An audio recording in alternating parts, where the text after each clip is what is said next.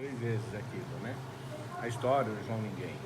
E quando... E aquilo ficou na minha cabeça. Agora eu quero perguntar o Jaime e o Jair. O Fernando era novinho, não deveria... Aí tudo bem, né? Bom dia. Bom dia. E aí quando nasceram os dois aí, eu tinha o Fusquinha, os dois viajavam comigo à noite e pra contar, eu começava a contar história pra eles. Mas assim que passava, sei lá, uma cidadezinha lá, outra, pronto. Aí eles já dormiam. E a história, às vezes, chegava em Santa Rosa, não tinha terminado ainda. Esse carro... É isso que você quer me contar hoje? Então, mas Eu sou mó boa pra dormir. mas o desafio, Tá aqui, você não foi não? Não. Bom dia. o desafio é contar essa história resumida, porque não consegue. O desafio Hoje não vai ser um dia é contar que ele essa vai história conseguir. e terminar em Tambaú, antes de Santa Rosa. Esse é o desafio. Ele vai te contar no caminho. Nossa, Família nunca entendeu essa paixão por pescaria. Mas se parar para pensar com carinho, deve ser divertido sentar na beira do rio e reviver momentos que na infância, lá na Fazenda Malha, nunca sonhou em vivenciar. São Paulo é muito grande e cada janelinha que a gente olha tem uma família, muitas histórias. Lá no Cambuci tinha uma janelinha com uma turma de Santa Rosa, que ainda estava descobrindo a cidade e não demorou muito o Senai mandar um deles para Balila, trabalhar na ferramentaria da fantástica fábrica de brinquedos. Ninguém imaginava que aquele lugar era mágico e mudaria a vida dessa pessoa completamente.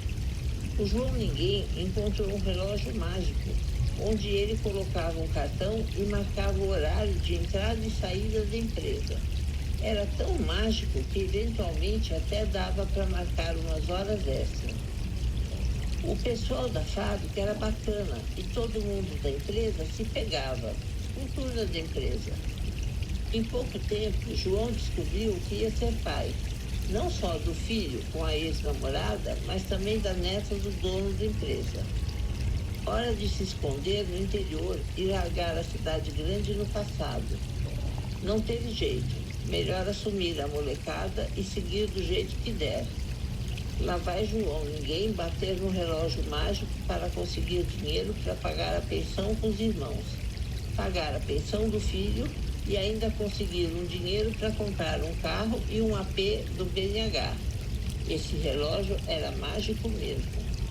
Essa história vai longe, mas por falar em pescaria, nos feriados, João arrumava um tempo para ver a família na fazenda e levava as crianças para acampar na beira do rio, pescar, se divertir. E um dos filhos acabou sendo criado com os avós no interior e o outro na cidade grande. Mesmo muito diferente, João conseguiu fazer as crianças crescerem juntas e uma ótima amizade foi se formando entre elas, que em muitos momentos se odiavam, e em outros se amavam, como dois irmãos. Não deve ser fácil conseguir essa proeza, mas João sempre encontrava um novo relógio mágico e conseguia umas horas dessas para proporcionar momentos inesquecíveis com as crianças. João nem imaginava que seria inspiração para a criação dos próprios netos. Ele era uma pessoa de coração enorme e muito ingênuo. Todo mundo arrumava um jeito de passar ele para trás. E quanto mais calejado e cético como ser humano, mais ele atraía pessoas com a mesma índole. Dividia o apartamento com pessoas estranhas e se trancava no quarto para evitar conflitos com desconhecidos, que usavam sua casa para coisas que ele prefere nem imaginar. Mas a vida seguia e ele conseguia a parcela para a próxima prestação do apartamento. Completamente desacreditado, preferia desfilar com as quengas nas ruas da cidade do que tentar arrumar alguém bacana para caminhar junto. João escolheu viver dentro da ferramentaria e usar seu tempo livre para ficar perto dos pais e curtir as crianças. João foi gostando da brincadeira e se tornou um exemplo de pai, e mesmo enfrentando duas famílias muito diferentes das dele, seguiu dando apoio e sendo a figura masculina que as crianças esperavam.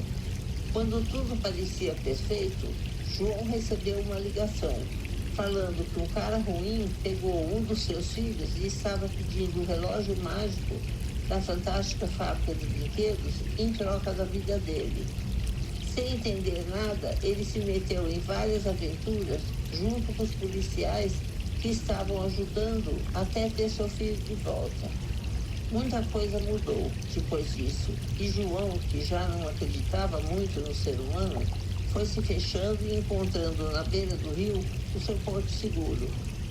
Depois de um tempo, ele encontrou uma mulher que parecia bacana. Dividiu o apartamento com ela e, sempre desconfiado de tudo, largava a casa todo dia para ela e ia trabalhar novamente. Morou com filho, morou sem filho, com filhos, com todo mundo junto. Já não fazia muita diferença, contanto que sobrasse um pouco de dinheiro para voltar para o interior, ver seus pais e, quem sabe, dar um pulo no rancho para pescar com seus amigos. Já não via a hora de se aposentar e passar o resto dos dias pescando, mas veio um torneiro mecânico sem dedo que todos acreditavam que seria a pessoa para mudar o país, e tudo mudou, para pior. Sua aposentadoria não chegaria como esperava, e mesmo batendo o relógio mágico, já não tinha esperança de terminar a vida pescando.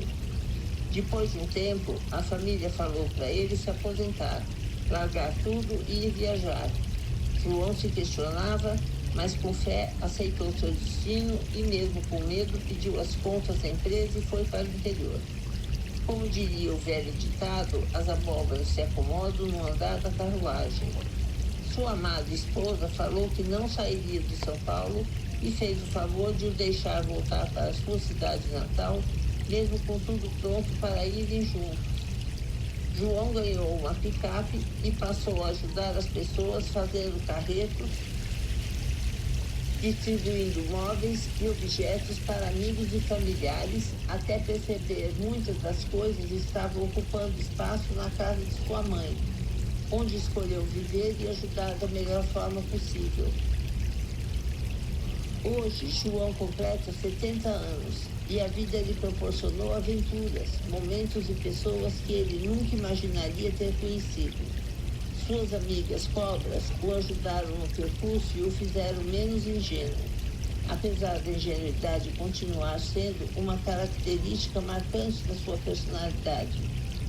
Hoje ele consegue olhar o mundo com outros olhos, já que teve a oportunidade de conhecer os 5 continentes, brincar na neve, pescar na Austrália, levar a mãe para rezar em Jerusalém, ver o neto na Disney, mergulhar com baleias no México e tantas outras aventuras que tem vivido, ainda vive e sempre que pode volta para a margem do rio para encontrar seus amigos peixes.